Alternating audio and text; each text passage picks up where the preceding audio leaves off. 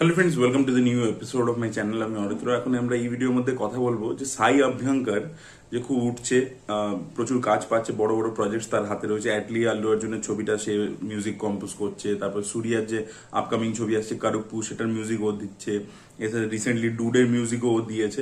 তো প্রচুর বড় বড় প্রজেক্ট তার হাতে রয়েছে। ইভেন শিবাকার্তিকের শিবি চক্রবর্তী যে ডন বলে ছবিটা বানিয়েছিল, তাদের যে ছবিটা আসছে সেটার মিউজিকও সাই অভ্যঙ্কর করছে। তো কোথাও গিয়ে তামিল সিনেমা বড় বড় যে প্রজেক্টস গুলো সেগুলো সে পেয়ে যাচ্ছে। ইভেন মালায়ালাম সিনেমাতেও কম্পোজ করেছে সে। তো সেই সব জিনিসপত্র সে করছে এবং কোথাও গিয়ে অনিরুদ্ধের থেকে বেশি বড় কাজ আর কি এ পেয়ে যাচ্ছে এবং বেশি কাজ পাচ্ছে আর কি, পরিমাণে বেশি। আগে অনিরুদ্ধ যেরকম প্রচুর পরিমাণে কাজ করতো, সাই অভ্যঙ্কর কোথাও গিয়ে সেটা করছে।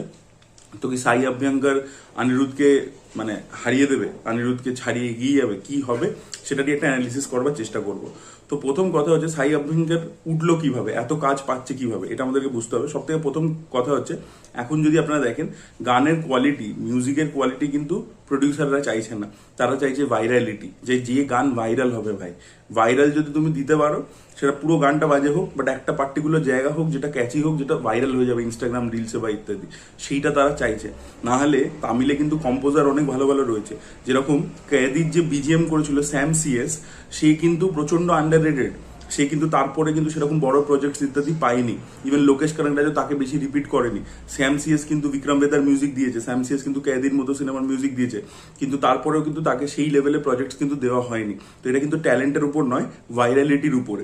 এবার এই সাই অভ্যঙ্কর সিনেমায় আসার আগে নিজে ইন্ডিপেন্ডেন্ট কিছু মিউজিক ভিডিও করেছিল, যেগুলো প্রচন্ড বেশি ভাইরাল হয়ে যায় আর কি। তো সেইটা একটা কারণ, যে যেহেতু ওর ভাইরালিটি আছে, লোকে ভাবে যে he has cracked the algorithm, তো তাই জন্য ওকে ভাই নেব। এটা প্রথম কথা।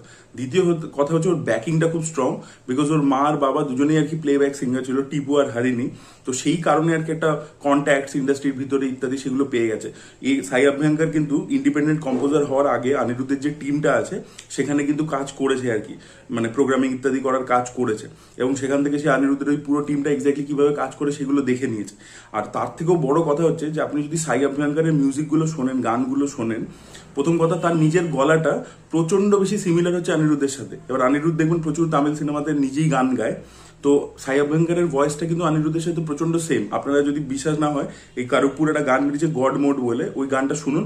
আপনি যদি আপনাকে না জানা থাকে আপনার যেটা সাই অভ্যঙ্কর বলে কেউ গেয়েছে, আপনি যদি কান দিয়ে জাস্ট চোখ বন্ধ করে শোনেন, আপনি দেখবেন যে আপনার মনে হবে অনিরুদ্ধ গাইছে। বা একটা অনিরুদ্ধেরই কম্পোজ করা যে মাদ্রাসি ছবিটা, সেই ছবিটার মধ্যে সালাবালাম বলে একটা গান আছে, আমাদের শিবকার্তিকের ওপর, শিবকার্তিকের ডান্স করছে যে গানটা দিয়ে ছবিটা শুরু হয়, সেই গানটা অ্যাকচুয়ালি সাই অভ্যঙ্কর গিয়েছে। তো ওইটাও পুরো আপনার মনে হবে যে অনিরুদ্ধই গাইছে। তো ওর ভয়েসের যে টেক্সচারটা, it is very similar to Anirudh. তো সেইটা একটা ওর অ্যাডভান্টেজ। সেকেন্ড কথা হচ্ছে অনিরুদ্ধ ইজ ভেরি এক্সপেন্সিভ। এবার ব্যাপার হচ্ছে অনিরুদ্ধ এখন 10 কোটি টাকা চার্জ করছে।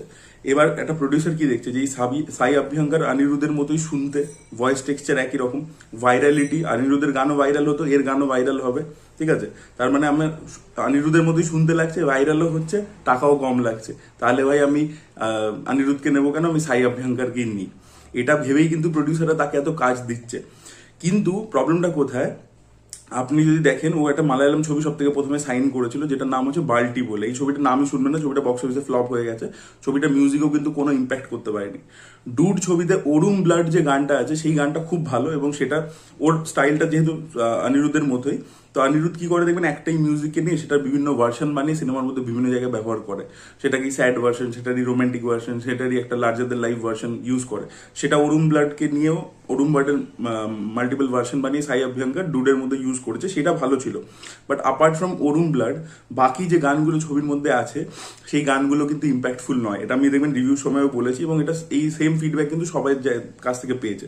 এবং বিজিএমও কিন্তু স্ট্যান্ডালোন যে বিজিএম যে এক্সট্রা অর্ডিনারি করে দিয়েছে ডুডের ক্ষেত্রেও, ওই যে বললাম ওরুম ব্লাডের যে পার্টিকুলার ক্যাচ লাইন ইত্যাদি, যে জায়গাগুলো ভাইরাল হয়েছে ইত্যাদি, সেগুলো খুব ভালো। ওরুম ব্লাড গানটা ইটসেলফ একটা স্ট্যান্ডালোন ভালো, বাট একটা পুরো অ্যালবাম যে ইটসেলফ খুব ভালো হবে, সেটা কিন্তু নয়, ঠিক আছে। এবং বালতির ক্ষেত্রে তো কোনো ইমপ্রেশন সে রাখতেই পারেনি।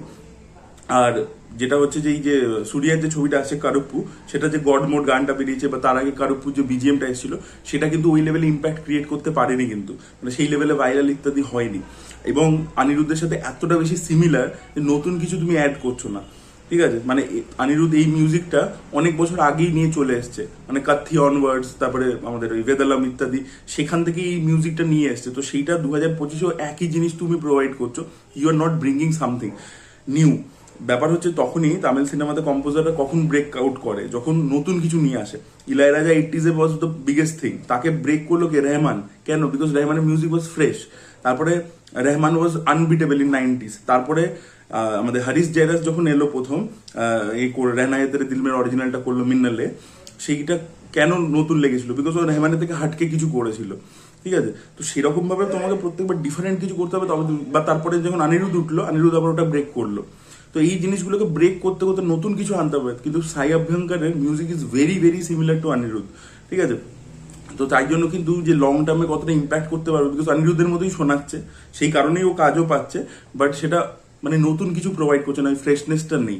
ঠিক আছে, কম টাকায় হয়ে যাচ্ছে, প্রডিউসাররা দেখছে ভাইরালিটি, সেই জন্য করে নিচ্ছে। কারণগুলো তো আপনাদেরকে আগেই বললাম, বাট দেখা যাক এটা লং টার্মে কতটা ইম্প্যাক্ট করে। কারণ আমার মানে এখন অব্দি যা কাজ আমি দেখেছি, মানে যত সামনে এসছে সাই অভ্যঙ্করের, আমার মনে হয়নি যে নাথিং এক্সট্রাঅর্ডিনারি। তার থেকে অনেক ভালো ভালো মিউজিক ডিরেক্টর কিন্তু তামিলে রয়েছে, যারা কিন্তু অপরচুনিটি পাচ্ছে না।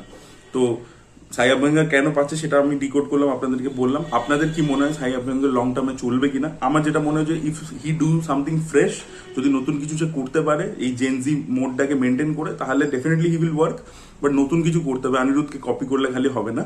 আর আপনাদের কি মনে হয় কেন সে উঠেছে? আপনাদের অন্য কোনো রিজন আছে কিনা, এবং আপনার কি মনে হয় লং টার্মে সে চলবে কিনা? অবশ্যই সেটা কমেন্টে লিখে জানাবেন। এই ভিডিওটা ভালো লেগে থাকলে লাইক করুন, শেয়ার করুন, চ্যানেলকে সাবস্ক্রাইব করতে ভুলবেন না। Bye bye.